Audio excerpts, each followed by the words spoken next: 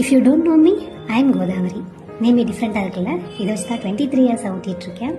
So என்னை follow பண்ணுற 272 நல்ல உள்ளங்களுக்கும் தெரியும், இந்த வாய்ஸ் ஓவர்லாம் கொடுக்க மாட்டாளே, பேக்ரவுண்ட் சாங்ஸ் தானே போடுவா அப்படின்னு.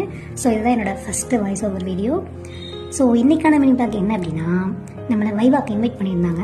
எக்ஸ்டர்னல்லாம் இல்லைங்க, ஜஸ்ட் ஜூனியர் ரிசர்ச் ஸ்காலராக தான்.